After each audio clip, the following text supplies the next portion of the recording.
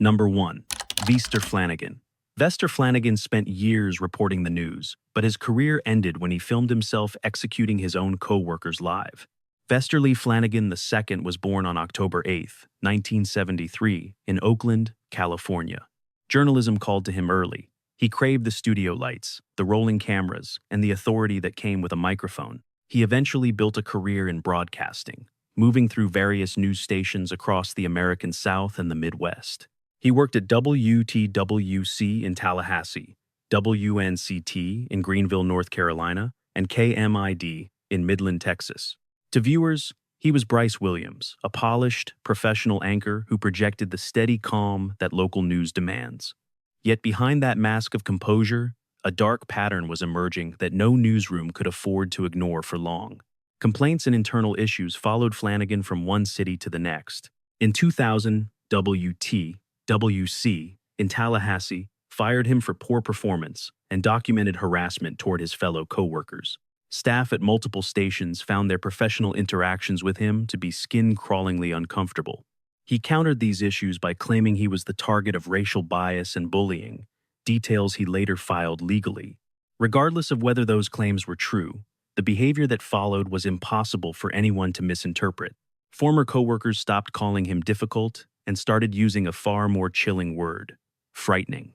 By April 2012, WDBJ, a CBS affiliate in Roanoke, Virginia, hired Flanagan as a multimedia journalist. Management saw a veteran reporter, but they couldn't see how fast his professional life was about to collapse.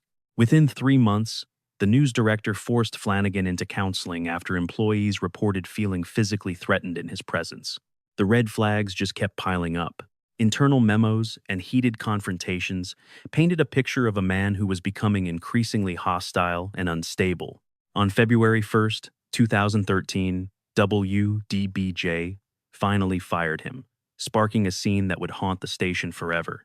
Just before the authorities forced him from the building, Flanagan walked to his boss, handed him a wooden cross, and whispered, "You'll need this."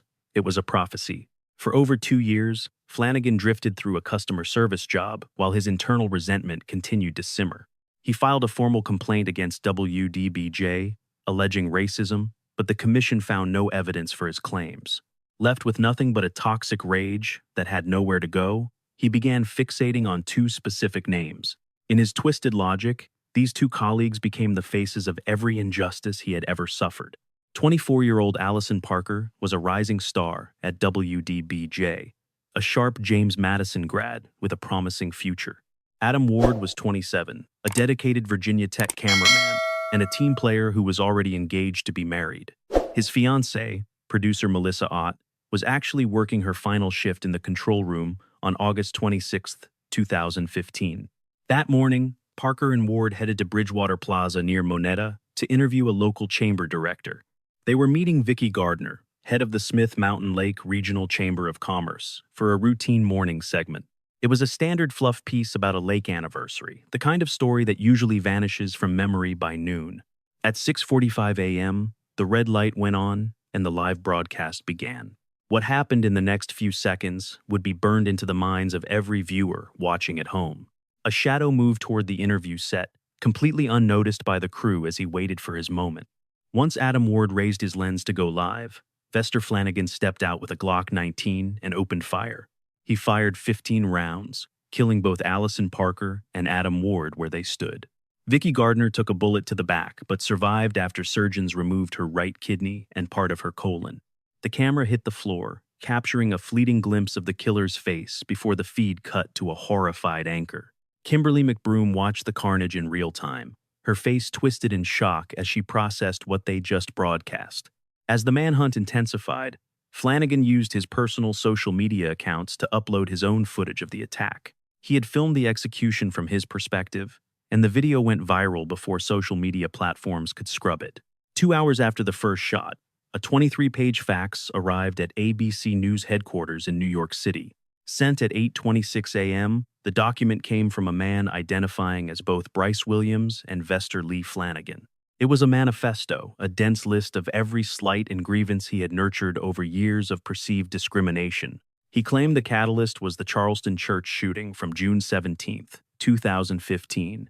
He claimed the massacre of 9 black parishioners served as his final, breaking tipping point. Records show he paid a gun deposit just 2 days later. He expressed deep admiration for the shooters at both Columbine and Virginia Tech. He described himself as a human powder keg, just waiting for a reason to ignite. At 11:30 a.m., state police spotted Flanagan's rental car heading east on Interstate 66. A chase began after troopers moved in when the car veered off the road and crashed. They found Flanagan with a self-inflicted gunshot wound. A helicopter took him to a hospital. He died that afternoon. No trial would come, and no verdict would exist beyond history's own judgment.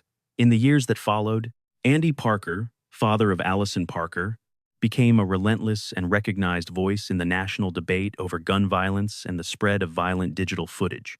He spent years filing complaints against Facebook and YouTube for letting the video of his daughter's murder stay accessible on their platforms, arguing that algorithmic distribution of such horror was not protected speech, but a failure of basic human responsibility. This campaign drew national focus and brought renewed scrutiny to how tech companies handle extreme, graphic violence. Adam Ward's fiancée, Melissa Ott, watched the murder happen from the station's control room, eventually moved forward because there was no other choice. And in Roanoke, the station's channel number became a symbol painted on local football fields, worn on ribbons and lit in windows as a community tried to make sense of something that lacked any rational center. Vester Flanagan found no peace in his final hours. He found a highway, a chase, and the end of a story he wrote in real time for an audience he spent his whole career trying to reach. And just a few years earlier, not far from the city of Roanoke, another case unfolded where one man's obsession with being heard would rewrite campus safety protocols across the entire American country. Number 2. The D.C. Sniper. For 3 weeks in October 2002, people across the Capitol stopped pumping gas in the open. They sprinted in zigzags through parking lots. Every single car backfire sent people diving face first onto the pavement. An entire region of millions of people, the capital of the United States, was brought to its knees by a rifle, a modified car, and 2 men the world hadn't heard of yet. John Allen Muhammad was born John Allen Williams on December 31st, 1960, in Louisiana. He was disciplined and capable. He joined the Army in 1978 and served through the Gulf War. He earned the Expert Rifleman's Badge, the military's highest honor for basic marksmanship. He was also trained in mechanics, logistics, and precision. He was good at following orders and, eventually, at giving them. But beneath the surface of that military record was a man whose personal life had fractured repeatedly. 2 marriages and a custody battle consumed him. In 2001, he legally became John Muhammad, having joined the Nation of Islam years earlier. By then, his ex-wife Mildred had a restraining order against him. He took his kids to Antigua without permission. Somewhere in that spiral of loss, something fundamental inside the man finally broke. In Antigua around 1999, Muhammad met Lee Boyd Malvo, a Jamaican teen who lacked stable parents or a permanent home. The boy was barely supervised. Muhammad stepped into that empty vacuum. He gave Malvo structure, a sense of belonging, and a radical worldview. He also gave him a mission. Muhammad told him the plan was to kill enough people, extort $10 million from the government, and use the cash to build a compound in Canada where homeless black children would be trained for a new society. Whether Malvo fully believed it or simply had no frame of reference to question it, he followed. They arrived in the United States together. By February 2002, they began shooting. The attacks hit multiple states, including Washington, leaving a trail of victims that investigators would only fully connect after the arrests. The evidence was there all along. 7 victims died in those preliminary months. The weapon was a Bushmaster X M15 rifle that Malvo allegedly stole from a gun shop in Tacoma, Washington. The car was a blue 1990 Chevy Caprice Muhammad, bought on September 11, 2002. That date felt like a signature. They modified the trunk, cutting a hole in the steel just large enough for the rifle's barrel to slide through. From the curb, it looked normal. From the inside, it was nothing less than a rolling sniper's nest. On October 2, 2002, the campaign reached the D.C. area. A 55-year-old man was killed while crossing a parking lot in Wheaton, Maryland. A tarot card left in the grass carried 3 chilling words: "Call me God." By October 3rd, 5 more victims died across D.C., and Maryland. 4 deaths occurred in a single morning within a few miles of each other. A 5th victim fell that evening. A cloud of pure shock smothered the entire region for 3 weeks. These targets shared absolutely nothing in common. People died at gas stations, in parking lots, outside schools, and on simple sidewalks. One victim was a 72-year-old man on a steakhouse bench. Another was a 25-year-old nanny, FBI analyst. Linda Franklin was loading her car at Home Depot when a bullet struck her right beside her husband. Detectives scrambled for a pattern, but the ghost they were hunting stayed one step ahead. Every time they braced for the next strike, the killer pivoted. One victim survived only by curling into a ball. The next target was picked off from hundreds of yards away by a single round near a school crossing. Chief Charles Moose became the public face of an investigation stretched to the breaking point across 3 separate jurisdictions. The snipers eventually reached out. They left that infamous death card at a crime scene with a handwritten message. "Call me God," it read. Soon, a recorded voice demanded $10 million to stop the slaughter. The wall of silence finally cracked because of a fingerprint and a mistake in the Deep South. A tip led to a shooting in Montgomery, Alabama, where a dropped magazine left behind a single print. Those loops and whorls matched INS, records for Lee Boyd Malvo, a teenager briefly held at the border in 2001. Malvo wasn't alone. He was the shadow of a man named John Allen Muhammad. Investigators quickly discovered that Muhammad was driving a blue Chevrolet Caprice. On the night of October 22nd, the net finally began to close. Trucker Ron Lance heard the description on his radio and spotted that blue Caprice at a Maryland rest area. He used his massive rig to pin the car in. At 3:19 a.m. on October 24th, tactical teams moved. They found Muhammad and Malvo fast asleep. In the trunk sat the Bushmaster rifle. A laptop inside mapped out every hit and every escape route. The nightmare was finally over. Muhammad was convicted of capital murder in late 2003 and received a death sentence in early 2004. They executed him by lethal injection in 2009. Malvo, just 17 then, received life without parole in Virginia. That sentence faced years of legal fighting due to Supreme Court shifts on how the law punishes juveniles. As of today, Malvo remains behind bars, having been denied parole as recently as late 2022. 17 people died across 10 states during their 10-month spree. But 5 years later, a new horror woke up in Virginia. A different predator was stalking a college campus, fueled by a manifesto he wanted the world to see. Number 3. Seung-Hui Cho, Virginia Tech Massacre. Cho sat in his lectures like a ghost, never uttering a word. Everyone assumed he was just shy. They were wrong. Born in Seoul in 1984, Cho moved to the States in 1992 at age 8. After a short stay in Maryland, the family settled in Centerville, Virginia. His parents ran a dry cleaning business in the Fairfax County suburbs, working grueling shifts to survive. They were immigrants chasing the dream, sacrificing everything for a son they clearly loved. But Cho was drifting away. He stayed silent, his teachers constantly noting how deeply he withdrew from reality. By middle school, his classwork turned dark, filled with themes that terrified the adults who graded them. In April 1999, the Columbine massacre happened. Cho didn't just watch, he became obsessed. He wrote about wanting to copy the high school killers. His parents were called in immediately. A psychiatrist diagnosed him with selective mutism and severe depression. He took his meds and went to therapy, eventually graduating in 2003 with a 3.5 GPA. Everyone begged him not to go to Virginia Tech. They feared the massive school would swallow him whole. He ignored them and enrolled anyway. What followed was a slow-motion wreck that the university either didn't see or refused to stop. A state investigation later demanded to know why. Cho's professors were already sounding the alarm. One teacher found his writing so violent and disturbing that she went straight to the campus police. He mailed a chilling manifesto between the murders, pausing to ensure the world witnessed his final calculated act of violence. By November 2005, a roommate reported fears that Cho was actively suicidal. Authorities briefly committed him to mental health care before a judge mandated urgent outpatient treatment. Virginia Tech's counseling center never followed up, and investigations showed Cho never knew he was legally required to seek help. The safety net failed. the system lost track of him precisely when it should have been watching most closely. In early 2007, Cho legally purchased 2 handguns. He passed background checks for both pistols because of a fatal technicality in the reporting system. Virginia failed to submit his mental health history to the national database, leaving his criminal record clean. He bought ammo, chains, and padlocks. He prepared with a cold deliberateness that no one in his life recognized as a threat.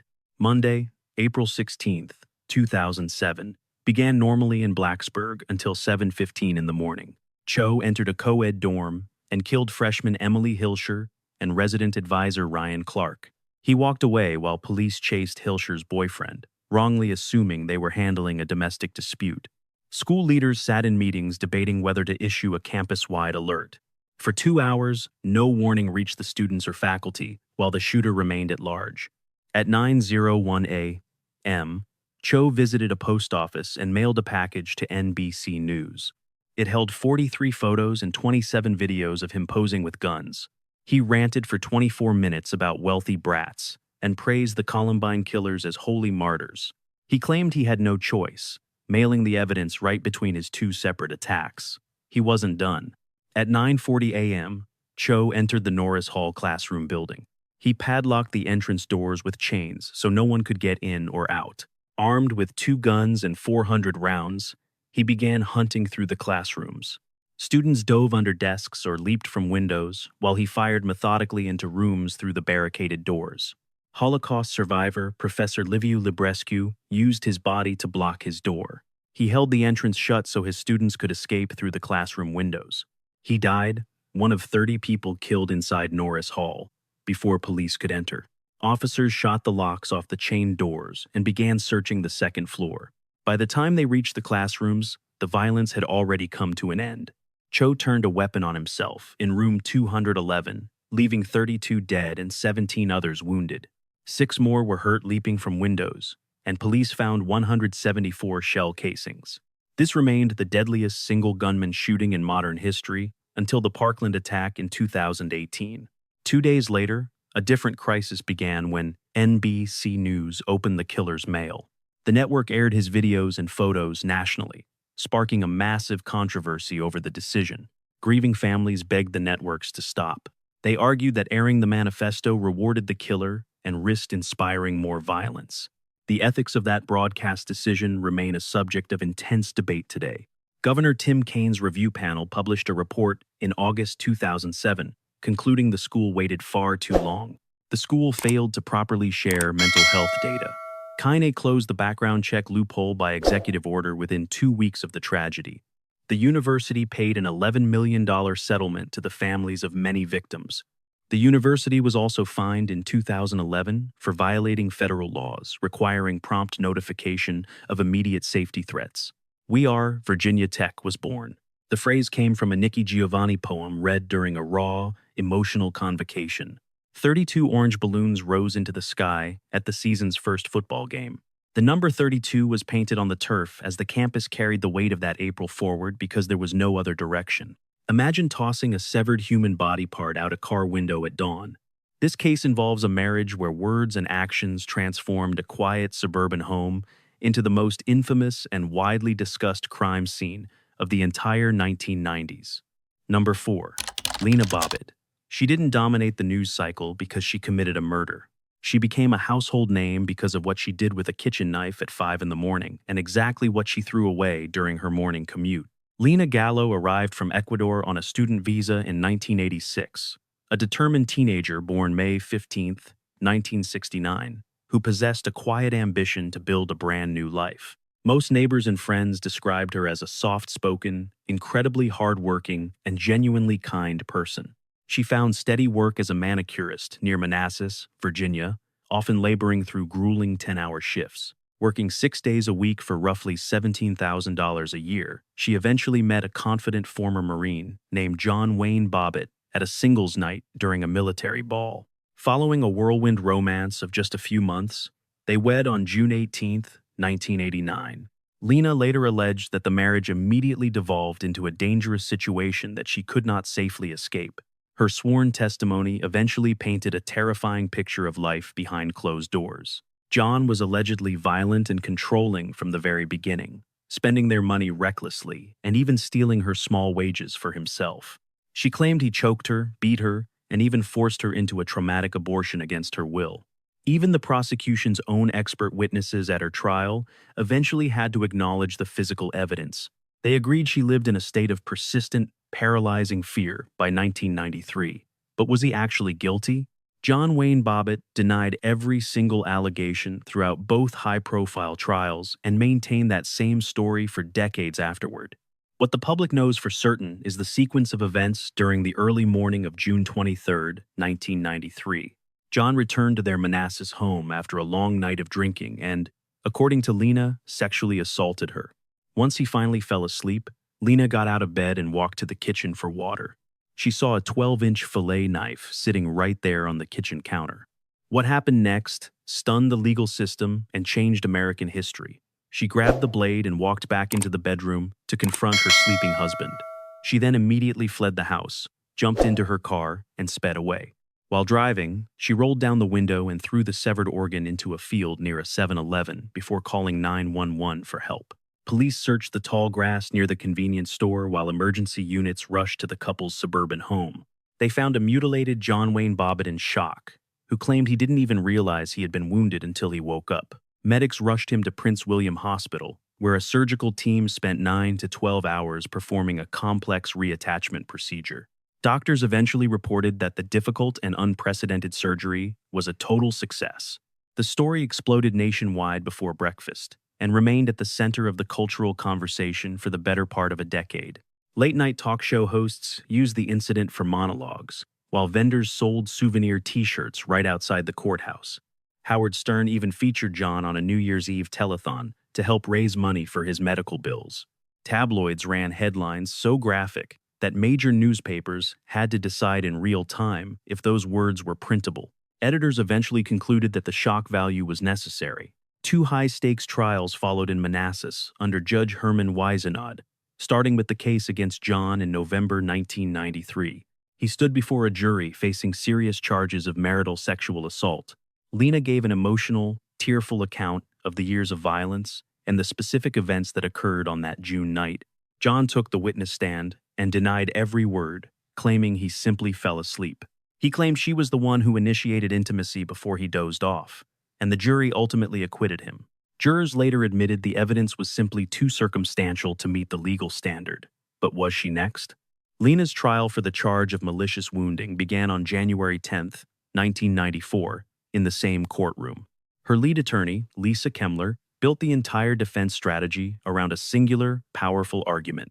She argued that years of trauma and abuse had finally pushed Lena past the point of rational will. The defense blamed an irresistible impulse driven by clinical depression, post-traumatic stress, and battered women's syndrome for her actions. Expert witnesses took the stand to confirm the long, documented cycle of domestic abuse within the marriage.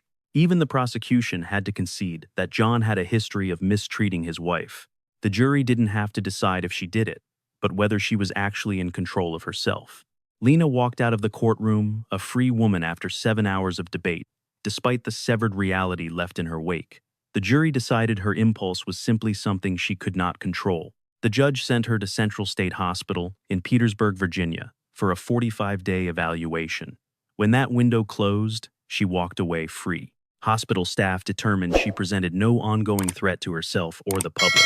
Meanwhile, John Wayne Bobbitt refused to fade quietly from the spotlight. He briefly fronted a band and starred in 2 adult films, the first of which morphed into a dark cultural artifact of the mid-1990s, before he faced multiple separate charges for battery against several other women. He settled in Nevada, worked a brothel, and surfaced for the occasional interview. Lena chose silence. Reclaiming her name as Gallo, she built a quiet life in Virginia with a partner and daughter, eventually establishing a nonprofit to help those who survive domestic violence. In 2019, Jordan Peele produced an Amazon Prime docuseries, treating the case not as a punchline, but as a study of what the noise buried. The film reframed Lena as a survivor whose claims were devoured by a media cycle that craved the grotesque over the truth. Laughs had silenced the reality, but the reality had been sitting there the whole time. While the Bobbitt story exposed what happens behind closed doors in Virginia, the next case involves a family whose door was left unlocked for someone they never should have trusted on the first night of a brand new year. Number 5. Ricky Gray and Ray Dandridge. The door was standing open. Selection was that simple. Ricky Javin Gray, born March 9th, 1977, grew up in an environment that he would later testify involved years of physical, sexual, and emotional relative abuse. He turned to substances, using marijuana and cocaine by his early teens. Phencyclidine followed. Court records and attorney filings later described a man whose psyche had been systematically shattered before he was old enough to understand the trauma. None of that changes what he did, but it remains a critical part of the record. Gray was a paroled convict when he married Treva Terrell in mid-2005. His nephew, Ray Joseph Dandridge, born January 24, 1977, had just finished a 10-year sentence for armed robbery. Dandridge moved in with the newlyweds at a family-owned property. Friction started almost immediately. Treva's parents didn't trust Gray. On November 5, 2005, a bystander found Treva's body in a shallow Washington, Pennsylvania grave. She was 35. Police questioned Gray but didn't make an arrest. The death was suspicious. Within weeks, the family kicked Dandridge out. Gray followed, moving to his grandmother's in Arlington, Virginia. Dandridge arrived there on Christmas Day, 2005. On December 31st, New Year's Eve, the pair ambushed a man named Ryan Carey outside his parents' Arlington home, stabbing him multiple times. Carey survived a 2-week coma. He lost his right arm's function permanently. Gray's bloody boots became evidence. New Year's Day, 2006, arrived. Gray, Dandridge, and Gray's girlfriend, Ashley Baskerville, were prowling Richmond in a van. Court documents confirm they were hunting for a house to hit. In Woodland Heights, they saw it. A door left slightly ajar on a quiet street. They pulled over. Brian Harvey was 49, a local musician best known in the Richmond scene as the creative force behind the indie band House of Freaks. His wife, Catherine, 39, ran the local toy store, World of Mirth. Their kids were Stella, 9, and Ruby, 4. The family was prepping for a New Year's dinner. A neighbor later noted Catherine seemed anxious that afternoon. She appeared jittery, even turning away a friend who stopped by for a playdate. No one knew why. Then Gray and Dandridge walked inside. Baskerville waited in the car. Stella wasn't home yet. Catherine, Brian, and little Ruby were forced into the basement. Gray tied Brian up with cords, promising the family they would leave after getting the cash. Then Stella walked in. She was taken down to join them. What followed in that basement was described by Richmond Commonwealth attorney Learned Berry as pure evil. Not violence, but evil in its most unambiguous form. The Harveys were bludgeoned with hammers, all 4 of them. Their throats were slashed. Gray dumped wine over an easel and set the house ablaze. They exited the burning home carrying a laptop, Brian's wedding band, and a basket of fresh cookies. Behind them, they left the front door wide open. Who stops to grab cookies during a massacre? A family friend, Johnny Hott, who played drums for the band House of Freaks, Brian's former bandmate, arrived for a scheduled chili dinner and noticed smoke. He sprinted to a neighbor's house to dial 911 immediately for help. Firefighters arrived and beat back the flames. Inside the basement, they discovered the bodies of all 4 members of the Harvey family. The scene was so horrific that even veteran Richmond first responders were visibly shaken. One detective who worked the scene later remarked that he saw pure evil. Initially, investigators found almost 0 physical evidence.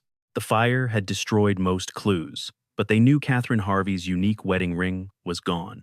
5 days later, on January 6, 2006, a woman named LaToya Pauley called the police because her friend, 21-year-old Ashley Baskerville, stopped picking up her phone. Officers went to check the home she shared with Mary Baskerville Tucker and Percy L. Tucker. All 3 were found dead inside. Suddenly, these 2 separate investigations collided. The lookout for the Harvey killers had become a victim herself. This was the bombshell that connected the entire map. Investigators found Ashley Baskerville wearing the wedding ring stolen from Catherine Harvey.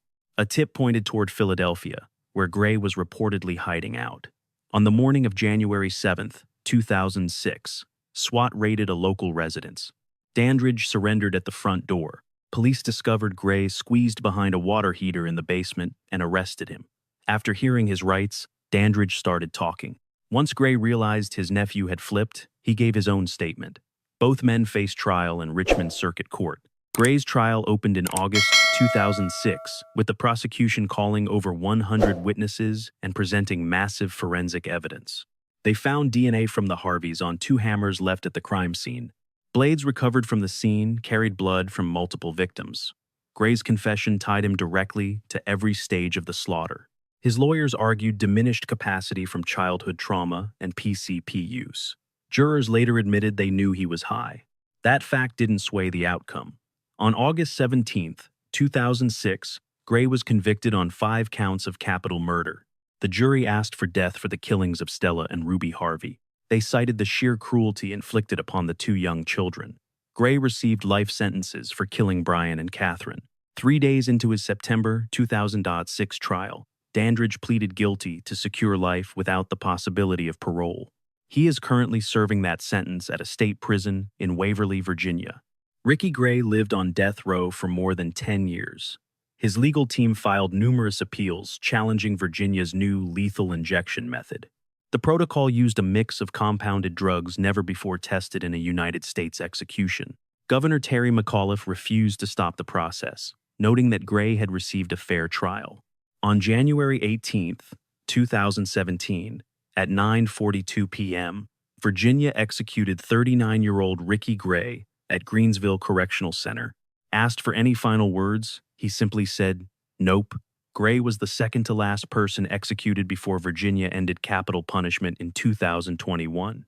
The local music scene and small business owners in Richmond still feel the weight of January 1st, 2006.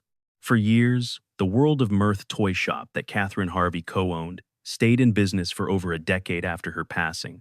Its continued existence served as a community tribute to her memory. In December 2025, Richmond marked 20 years since the tragedy. While that case terrified a city, the next one stunned the world. This was the moment hatred grabbed a tiki torch and steered a car down a one-way street on a bright August afternoon. Number 6. James Alex Fields. He had never once attended a political demonstration. At his very first rally, he became a killer. James Alex Fields Jr. was born in 1997 in Maumee, Ohio. Since he was a small child, the adults in his life flagged serious behavioral issues. Doctors diagnosed him with bipolar disorder when he was only 6 years old. A psychologist later testified about his violent, unexplainable emotional outbursts that no one could control or understand. He eventually received a diagnosis of schizoid personality disorder. His father died in a wreck before Fields was even born. His mother, who was a paraplegic, raised him alone. Defense lawyers described a home life defined by intense, permanent trauma. Fields grew up knowing his maternal grandfather had murdered his grandmother before committing suicide. None of those factors excuse his later actions, but they provide the documented history of James Fields before August 12, 2017. James Alex Fields Jr. once stood inside a Nazi gas chamber and told his classmates he could almost still hear the victims' voices. Long before the carnage, a radical ideology consumed him. His social media accounts were flooded with white supremacist hate, praising Adolf Hitler and calling for violence against those he identified as enemies of his beliefs. A former classmate later told an FBI agent about a chilling high school trip the group took to the Dachau concentration camp located in Germany. There, Fields stood at the gas chamber and uttered words that horrified everyone nearby, claiming it was almost as if you could still hear the victims. His peers stopped associating with him after that day. At home, Fields kept a framed photo of Hitler on his nightstand. On August 11th and 12th, 2017, the city of Charlottesville, Virginia, changed forever. The city became the designated staging ground for the infamous Unite the Right rally.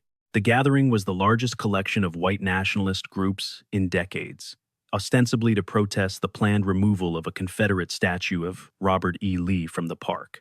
Hundreds of participants flooded in from everywhere. On the night of August 11th, marchers carried torches across the university campus, chanting "Jews will not replace us," and "blood and soil." These dark images were broadcast globally within mere hours. Fields drove from Maumee, Ohio, specifically to attend the rally. He was photographed at the event carrying a shield bearing the insignia associated with the neo-Nazi organization Vanguard America. Though the group later denied him, by morning, police declared the assembly unlawful and ordered everyone to leave. Where was Fields going? He left the park with the crowd. He returned to his car and drove toward 4th Street Southeast, a narrow, one-way downhill road in downtown Charlottesville. At the bottom of that hill, a diverse crowd of counter-protesters had gathered. Heather Heyer was among them. Heather was a paralegal and activist from Ruckersville who came to Charlottesville because she believed in showing up for exactly these moments where civil rights were at stake. Her friend Marcus Martin was there too, standing nearby with his fiancée. At approximately 1:42 p.m., the peace shattered. Fields steered his silver Dodge Challenger onto 4th Street, accelerated through a stop sign, crossed a pedestrian mall, and plowed directly into the packed crowd at high speed. Multiple cameras captured the horrific impact from several angles simultaneously. The video spread globally in minutes. Heather Heyer died from blunt force injury to her chest. Marcus Martin saved his fiancée's life by pushing her out of the car's path. Marcus suffered a broken ankle and mangled leg, while Star Peterson required 5 separate surgeries and remains in a wheelchair today. 35 people were wounded, 8 permanently. Fields threw the car in reverse and fled the scene. Would he get away? He didn't. Police arrested him within hours after an investigation led by the FBI and state authorities. Video evidence left absolutely no room for ambiguity about what had occurred that day. Records documented his ideology and his prior expressions of support for the exact kind of violence he just carried out. At his plea hearing, Fields formally admitted under oath that he targeted the crowd because of the race, color, religion, and national origin of its members. But what of the fallout? President Donald Trump eventually addressed the attack at a press conference. He stated there were very fine people on both sides, a remark that sparked immediate and sustained condemnation nationwide. Leaders from both major parties, advisory council members, resigned in protest, as the statement became the most debated presidential remark in recent American history, sparking national debate. But would the courts hold Fields accountable? It forced a national conversation on white supremacy and the responsibility of public officials to call out hatred plainly. Justice arrived through 2 separate legal proceedings. The 3-week state trial began in November 2018. Prosecutors used photographs, X-rays, and his own social media history to demonstrate his deliberate, premeditated intent during the trial. The defense argued mental illness, or that he reacted in panic. The jury rejected that argument entirely. They found him guilty of first-degree murder, malicious wounding, and hit and run. How long would he stay? The jury recommended life in prison plus 419 years, and Judge Richard Moore sentenced him in accordance with that heavy recommendation. In March 2019, Fields pleaded guilty to 29 federal hate crime charges. He accepted a deal to avoid a potential death sentence. He was sentenced to another life term in federal prison, as more than a dozen survivors shared the devastating impact of his crimes. Fields sat frozen, eyes locked forward, ignoring the families of the people he'd broken. The public had no idea that while the search for him intensified, a 4-year-old boy had already been dead for 2 days. This stoic silence was his only response to the carnage. He offered a hollow, brief apology that Susan Bro, the mother of Heather Heyer, publicly dismissed as a total sham.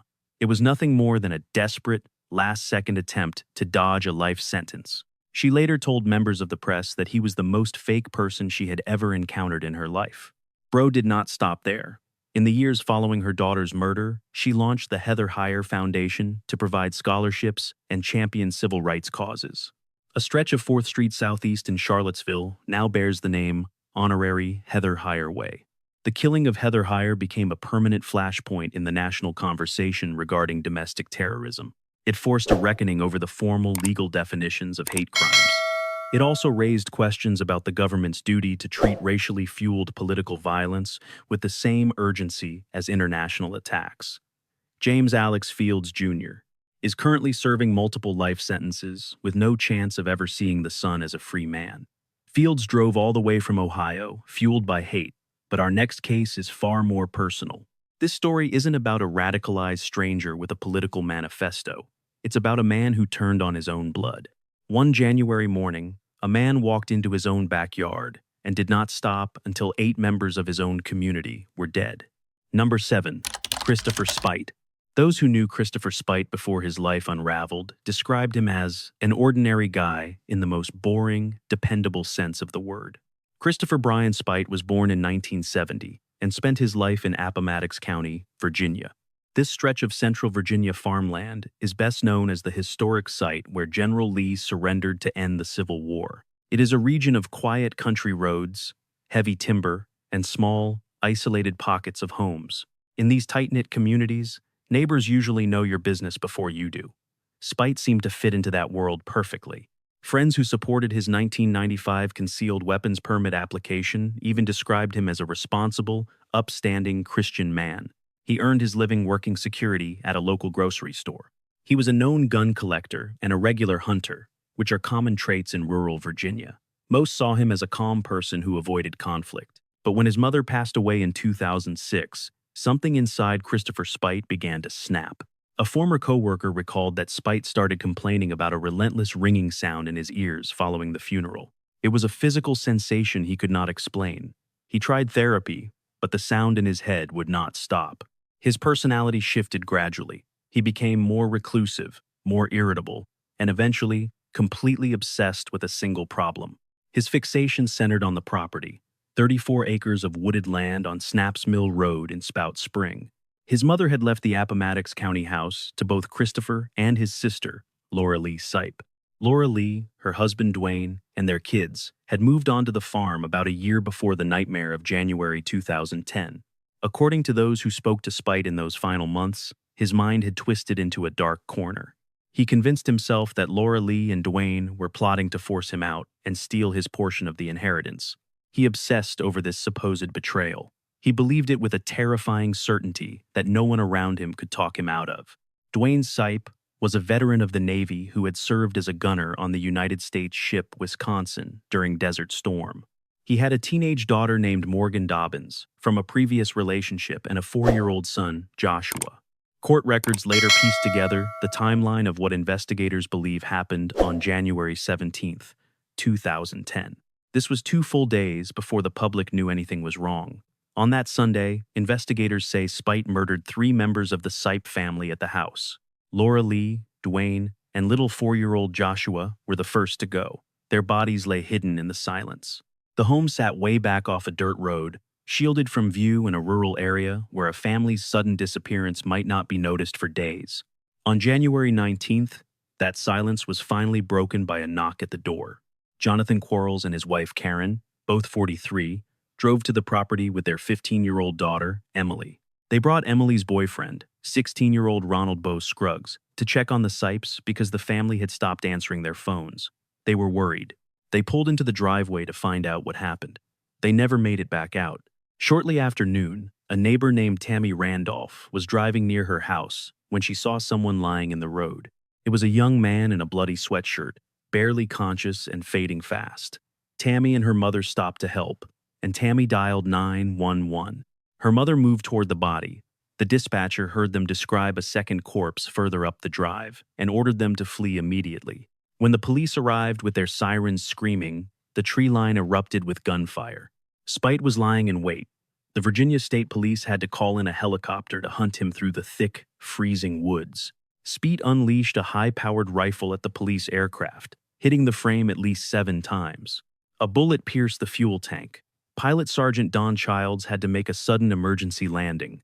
A single man with a rifle effectively grounded the helicopter. Over 150 law enforcement officers, representing state and federal agencies, swarmed Appomattox County as Speight vanished into the dark woods. As night arrived, the manhunt pushed through the freezing January woods using infrared sensors and searchlights. While the perimeter held, investigators began the grim task of clearing the house and surrounding land. They discovered 8 bodies scattered inside and just outside the residence. Laura Lee Sipe, 38. Dwayne Sipe, 38. Joshua Sipe Binns, 15. Joshua was Laura's son from a previous marriage. They also found 15-year-old Emily Quarles and her 43-year-old father, Jonathan Quarles. Why were so many dead? They found a man bleeding in the road who later died at Lynchburg General Hospital. Karen Quarles, 43, Emily's mother. Ronald Bo Scruggs, 16, Emily's boyfriend. lay dead in the driveway. 4 adults, 3 teenagers, and a 4-year-old boy. At 7 to 10 on January 20th, after a 20-hour standoff, Christopher Speight finally emerged. He stood there wearing a tactical bulletproof vest and camouflage pants. He carried no weapons and was coherent. He offered no resistance as SWAT took him into custody. But what had he left behind? Searches of the property later revealed a high-powered rifle hidden in the brush. Inside the home sat several assault rifles, a 9mm pistol, multiple rounds of ammunition, and 42 homemade bombs with fuses. The residence was a fortress. Speight had spent months preparing for a confrontation he believed was inevitable. Speight admitted to the killings on the day of his arrest. However, the legal battle proved long and complicated. By June 2010, a judge ruled him incompetent after finding him too mentally ill for trial. The case sat in legal limbo for years, while attorneys debated psychiatric evaluations and pretrial motions. Mental health experts from both sides eventually agreed that Speight was legally insane during the murders, a medical finding that effectively removed any possibility of a death sentence. On February 15, 2013, Christopher Speight was 42 years old. He appeared in Appomattox County Circuit Court and finally entered a plea of guilty. The court convicted him of 3 capital murders, 1 attempted murder of an officer, and 5 firearms charges. Judge Joel Cunningham handed down 5 consecutive life sentences plus 18 years. He will die in prison. Some families found resolution in the life sentence. Others felt completely betrayed. The plea deal felt like an open wound for those who wanted the death penalty. The Appomattox community, built on a history of peace after war, still carries this terrible weight. While Speight's crimes grew from a private delusion, our next case involves a far more calculated killer. This woman didn't hear voices. She planned a cold-blooded execution for a specific payout. Number 8. Teresa Lewis.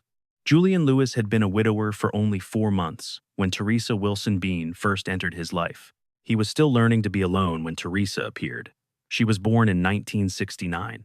Before October 2002, no one considered her a violent person. She had no record. She raised children, held a steady job, and attended her local church. How did this quiet woman become a monster? Those who knew her struggled to reconcile the two identities. The Pittsylvania County prosecutor who arrived at the murder scene felt that same shock. He said nobody who met Teresa before that night would have ever suspected her of anything. Teresa met Julian at a Danville textile factory around 2000. Julian was 51 and still grieving. His world revolved around his 3 adult children. One was Charles Julian Lewis C.J., a 25-year-old Army reservist with a bright future. When C.J. was called for active duty in Iraq, he made a fateful choice. He took a $250,000 life insurance policy, naming Julian primary and Teresa secondary. A second policy existed on Julian himself, linked to his Navy service and a previous family tragedy. Combined, these policies represented a massive fortune. In Teresa's eyes, that money was worth more than their lives. Julian and his son were worth more to her dead than alive. To collect the massive insurance payout, Teresa Lewis needed both men in the ground. Around the fall of 2002, she walked into a Danville Walmart and met Matthew Jesse Schallenberger, 21. and his friend Rodney Lamont Fuller, 19. What followed was a meticulous trail of phone logs, wire transfers, and the eventual confessions of all 3 participants involved in the conspiracy. Teresa seduced Schallenberger, using an affair and the promise of insurance money to transform both men into her personal hired killers. She handed over $1,200 in cash to fund the purchase of their firearms and ammunition for the hit. A third associate, Antoine Bennett, was used to buy 2 shotguns and shells. The deadly plan was finally set in motion. The first attempt failed when they couldn't ambush Julian on his highway commute home during what was supposed to be a staged robbery on the highway. They returned empty-handed that night, forcing Teresa to move to a much simpler and far more cold-blooded second plan of attack. They would simply wait until the family was asleep. Teresa promised she would take care of the rest of the details. In the early hours of October 30th, 2002, the night before Halloween, Teresa Lewis prayed with her husband before they went to bed. Once Julian fell asleep, she crept out and unlocked the back door of their mobile home in Pennsylvania County, 145 miles from Richmond. She locked the couple's pit bull in a spare bedroom to keep it quiet, then waited in the kitchen for the killers to arrive. Schallenberger and Fuller slipped through the unlocked door. One headed for the master suite, the other moved quickly down the hallway. Julian Lewis was executed while he slept. His son, C.J. Lewis, was blasted with a shotgun in his own bedroom down the hall. When Fuller realized C.J. wasn't dead, he shot him twice more to finish the job. The men grabbed the cash from Julian's wallet and vanished. Teresa waited 45 minutes before calling 911 to report that her husband and stepson had been attacked in their own home. But there was one detail she didn't count on. Julian Lewis was still alive when the first police officers arrived. His final words to investigators were devastating. "My wife knows who done this." He died shortly after giving that final statement. C.J. Lewis died as well. The insurance money Teresa had arranged 2 murders to collect was never actually paid out to her. Investigators moved fast. Teresa's behavior in the hours following the double murder raised immediate red flags for the lead detectives on the case. She had already tried to access Julian's financial accounts within hours of his body being discovered by the local authorities. Phone records revealed a dense trail of calls between Teresa, Schallenberger, and Fuller in the weeks leading up to the murders. Ballistics tests linked the recovered shotguns found in Schallenberger's nearby mobile home directly to the evidence found at the crime scene. Detectives even recovered rubber gloves bearing gunshot residue from the back of Schallenberger's closet during a search of his residence. The forensic and documentary evidence was overwhelming. All 3 were charged, and all 3 eventually pleaded guilty to their crimes. This is where the legal case transformed into a massive and heated national conversation about justice. In May 2003, Teresa appeared in Pennsylvania County Circuit Court and pleaded guilty to charges including 2 counts of murder for hire. Her lawyers believed cooperating was her best chance at mercy. The judge disagreed, calling Teresa Lewis the head of this serpent. He labeled her the orchestrator of the entire plot and sentenced her to die by lethal injection for her role. Meanwhile, the 2 men who actually pulled the triggers were sentenced to life in prison at their own separate trials. They were spared the death penalty. She was the only one headed for the gurney. This disparity ignited a debate that reached far beyond Virginia. Teresa Lewis had a recorded IQ of only 72. Just months earlier, the Supreme Court ruled in Atkins versus Virginia that executing the intellectually disabled was unconstitutional. That landmark decision, handed down the same year as the murders, was designed to protect people exactly like Teresa Lewis. The threshold used by most states was an IQ of 70. Teresa missed that legal shield by just 2 points.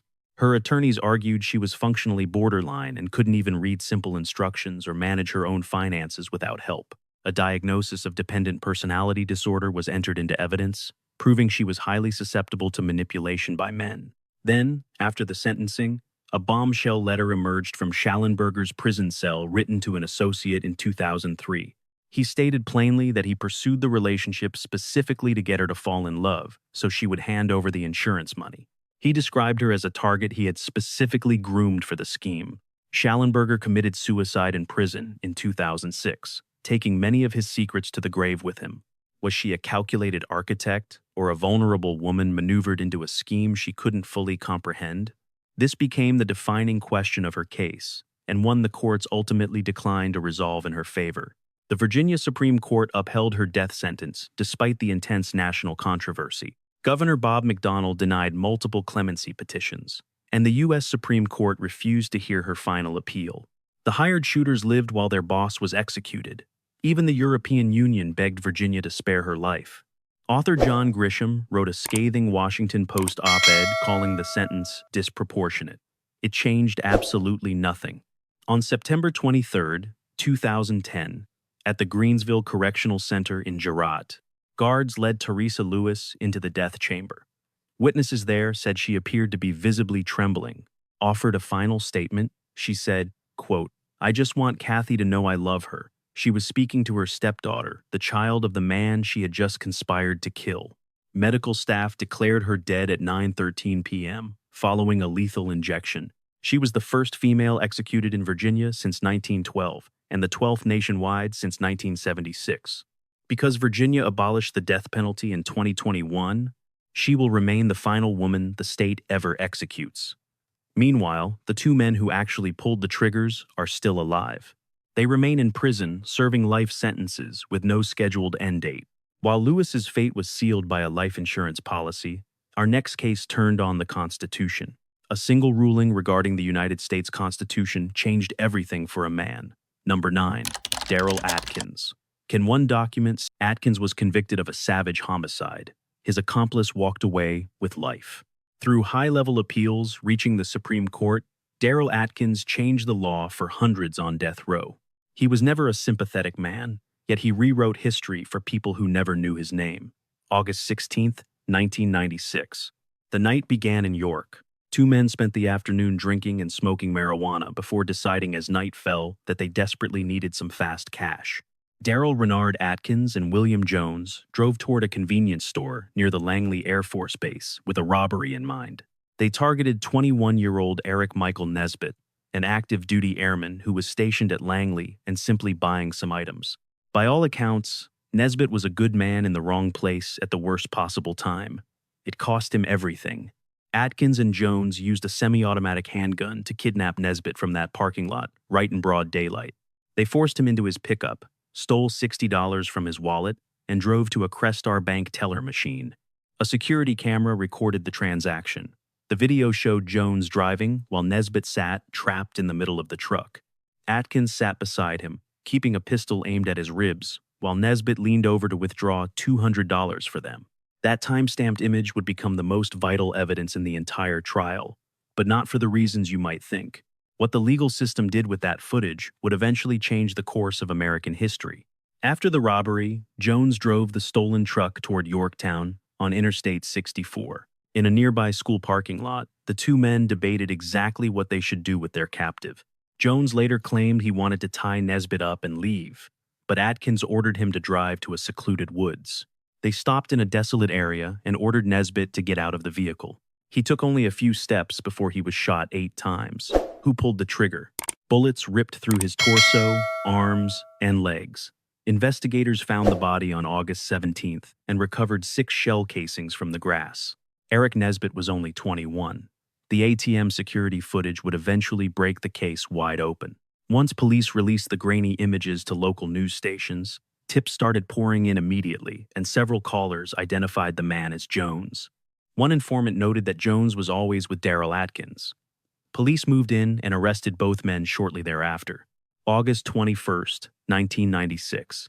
Atkins voluntarily admitted to the kidnapping and the robbery, but he insisted that Jones was the one who actually killed Nesbitt. Jones initially stayed silent but eventually took a plea deal to avoid the death penalty in exchange for testimony. He pleaded guilty to first-degree murder and received a life sentence, then told a story that painted Daryl Atkins as the sole shooter. His testimony was coherent and detailed.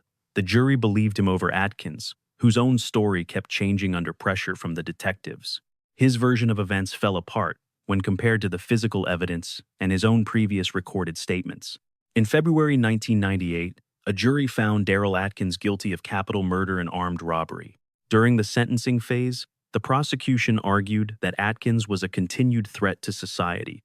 They cited his past felonies and brought in 4 victims from previous assaults to prove he was dangerous. Was it enough? The jury sentenced him to death. A simple verdict form error nearly killed a man, yet it sparked a legal revolution that saved hundreds. Virginia's Supreme Court affirmed the guilt, but ordered new sentencing. At the resentencing, the defense team introduced testimony from forensic psychologist Dr. Evan Nelson, who evaluated Atkins and determined that he possessed an intelligence quotient of only 59. That score fell far below the standard threshold used by the American Association on Intellectual and Developmental Disabilities to define a state of intellectual disability. Prosecutors fought back with their own expert, Dr. Stanton Samau, who disputed that diagnosis and claimed Atkins had an antisocial personality, but average intelligence levels. The jury listened and sentenced him to die a second time. The Virginia Supreme Court affirmed the sentence again, relying heavily on a 1989 Supreme Court precedent known as Penry v. Lyon, which held at the time that executing intellectually disabled defendants did not constitute cruel and unusual punishment under the 8th Amendment of the United States Constitution. Lawyers for Atkins appealed the ruling, and in 2002, the United States Supreme Court finally agreed to hear the case. The legal question facing the High Court was precise. Had the national legislative attitude toward the execution of the intellectually disabled shifted enough during the 13 years since the Penry ruling? Had a new national consensus emerged that rendered those specific executions unconstitutional? The court heard oral arguments on February 20th, 2002, and issued a final ruling on June 20th of that same year. It released the decision in Atkins versus Virginia, a 6-3 ruling authored by Justice John Paul Stevens. The majority held that executing a person with an intellectual disability is cruel and unusual punishment now prohibited by the Eighth Amendment, noting that while only 2 out of 38 death penalty states barred the practice in 1989, that number grew to 18 by the time of the ruling. The direction of that consensus, the court concluded, was far more significant than the total number of states involved. The death penalty was now unconstitutional as applied to intellectually disabled defendants. This decision directly affected roughly 300 people on death rows in over 20 states, but the case of Daryl Atkins did not end there. It spent years winding back through the Virginia court system during contentious legal proceedings over whether Atkins himself actually met the legal definition of intellectual disability. That was a question the Supreme Court had explicitly left to individual states to determine. Then, things changed suddenly. In 2008, a York County Circuit Court judge found that prosecutorial misconduct had occurred during the hearings to determine Atkins's mental status. The judge concluded evidence of Atkins's participation in the crime remained overwhelming, and rather than ordering a new trial on the underlying conviction, commuted his sentence to life. State prosecutors challenged that ruling immediately. The Virginia Supreme Court ultimately upheld the commutation in 2009. And Daryl Atkins, convicted for a crime that took the life of a young airman who was simply stopping at a convenience store, avoided his execution not because the courts found him innocent, not because anyone disputed his guilt, but because the legal proceedings surrounding his case produced a constitutional ruling that permanently reshaped American death penalty law. Eric Nesbitt never received that kind of historical accounting. He was 21 years old on the night he was forced into his own truck at gunpoint, and he died in an isolated field before the sun rose. Today, Daryl Atkins's name is in constitutional law textbooks, while Eric Nesbitt's is not, and while the Atkins case turned on IQ, the final story is different. It belongs to a man whose crime spree stretched across 2 states and 2 decades, ending with the very last execution Virginia would ever carry out. Number 10, Alfredo Prio. For over 15 years, this killer lived on California's death row while the families of his victims in Virginia. Alfredo Rolando Prio was born November 18, 1965.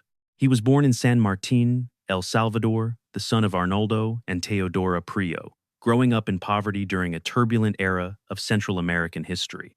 The football war destabilized the entire region throughout his childhood.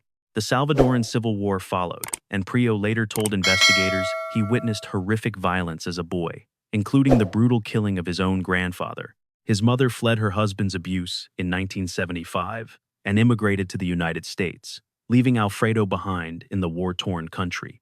Alfredo stayed in El Salvador until eventually making his way to Southern California, where his new life developed its own pattern of violence early on. He found a lifestyle that began to develop its own pattern of bloodshed almost immediately. As a teenager in California, Prio was convicted of a drive-by shooting targeting rival gang members, but the court was lenient given his circumstances. He was released from that sentence in 1987 and immediately moved east to Arlington County, Virginia, where his father lived. He joined his father, who had settled there after serving his own murder conviction back in El Salvador. For years, a killer sat on death row while 9 families waited for answers he secretly held. Prio lived in Arlington, appearing totally ordinary. He held a steady job. He kept a low profile. Then, in the spring of 1988, he started his hunt. On May 10, 1988, 24-year-old Veronica Tina Jefferson was found in Arlington, Virginia, raped and murdered. Someone had shot her. Detectives worked the scene. They had no leads. No suspect was ever immediately identified, yet. The peace did not last. 7 months later, in December 1988, 2 22-year-old college students, Rachel Raver and her boyfriend, Warren Fulton III, vanished after leaving a restaurant in Washington, District of Columbia. 2 days later, their bodies were found in a vacant field in Reston, Fairfax County. Warren was shot in the head while on his knees. Rachel tried to run, Investigators believe he chased her down, shot her as she fled, and assaulted her while she lay dying. Forensic evidence was meticulously collected and preserved. But again, no suspect was identified. The case just went cold for now. The silence broke in September 1989. 27-year-old Manuel Curo was found shot dead in Prince William County. Authorities suspect Sermano might have witnessed Prio committing a different crime and was silenced to eliminate the only witness. That investigation also hit a wall. By early 1990, Prio had ditched Virginia and headed back to California. The shadow of death followed his path west. In May 1990, in Rubidoux, California, 19-year-old Stacy Segrist and Anthony Gianni were found shot. In June 1990, in Ontario, California, an elderly couple was targeted. 71-year-old Lula Mae Farley and her husband Herbert, 65, were attacked in broad daylight near a shopping center while collecting aluminum cans for money.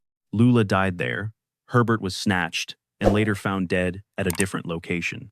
Then, on September 2nd, 1990, just before he was finally caught, Prio and two other men snatched three women at gunpoint in Ontario. The group forced the victims into a vacant, crumbling building located on the outskirts of the city.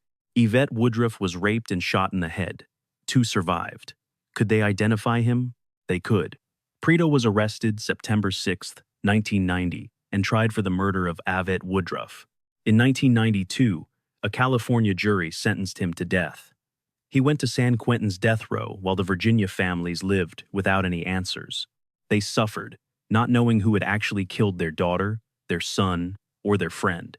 Their siblings were gone, and the man responsible was locked in a California cage for a different crime because nobody had connected the threads yet.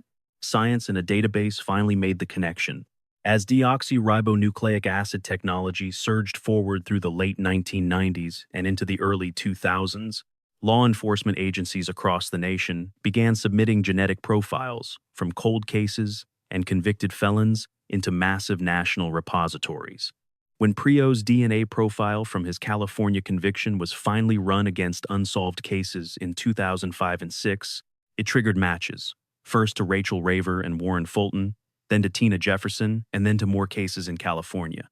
DNA and ballistics eventually tied Prio to 9 separate murders across Virginia and California over a 2-year window ending in September 1990. He was finally extradited from California back to Virginia to face his new charges. The families of Rachel Raver and Warren Fulton had waited nearly 2 full decades for these answers. Now, they prepared for trial.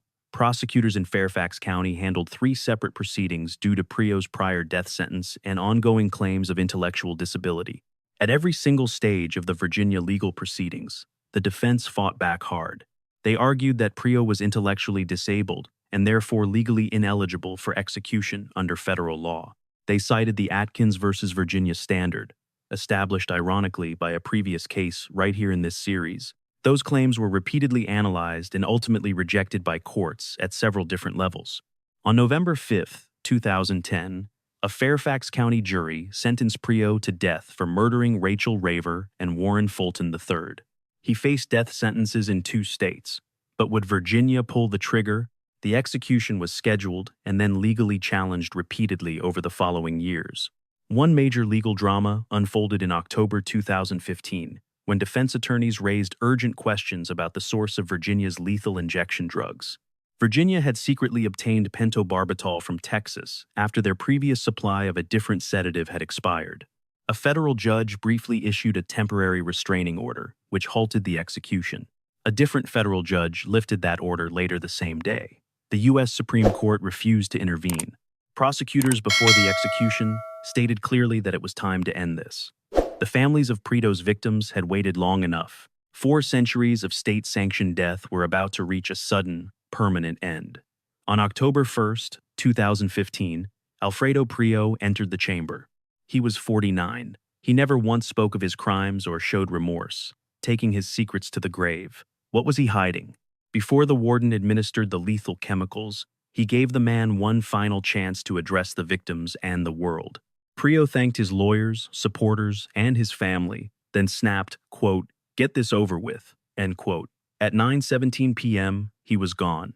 Rachel Raver's sister, Deidre, witnessed the execution. She said the day ended a painful 26-year ordeal that had haunted her family. She believed her sister would finally get the last word. Was she right? Deidre admitted a gap remains in their lives that never fully closes, but she insisted this day belonged to the victims.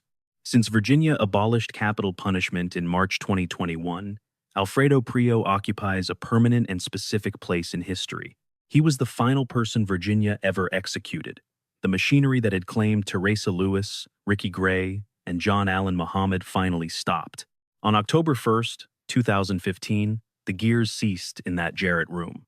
It ended with a man who never explained what he did. For families of 9 victims whose names the public rarely learns, this quiet ending was the only resolution they would ever receive.